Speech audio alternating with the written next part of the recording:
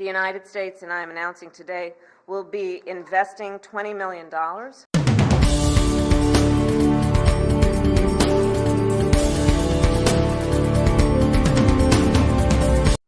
The United States, and I am announcing today, will be investing $20 million to assist in the strengthening and the expansion of Jamaica's commerce in a way that we fully intend will have an impact in strengthening the economy of Jamaica and drive economic growth.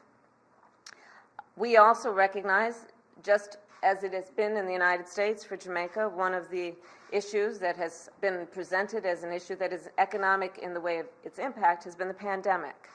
So to that end, we are announcing today also that we will assist Jamaica in COVID recovery by assisting in terms of the recovery efforts in Jamaica that have been essential to, I believe, what is necessary to strengthen not only the issue of public health, but also the economy.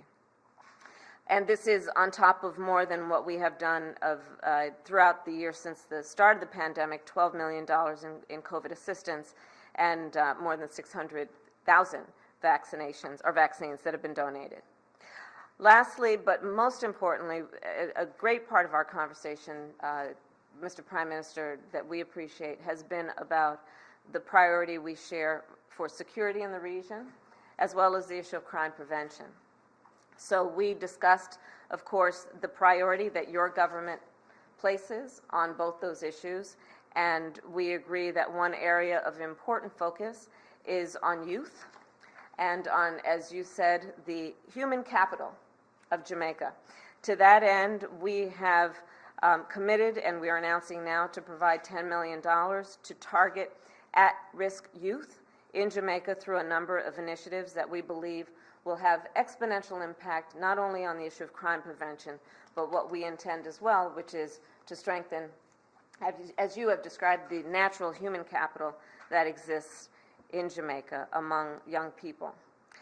And finally, our conversation spanned not only those issues, but issues that are about a global significance. And to that end, I thank the Prime Minister for the leadership that he has offered in the context of votes that have been taken in the United Nations, and in terms of Jamaica's strong stand in joining the United Nations and the United States in condemning Russia's aggression in Ukraine. And we're very proud of our continued strong relationship.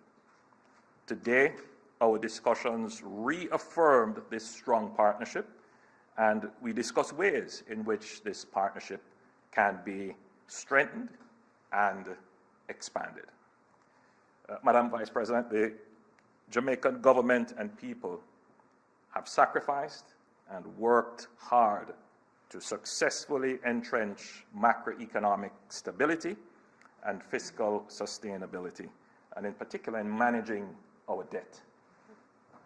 It is a journey on which the United States has been a very good partner through several of your agencies and indeed various multilateral institutions.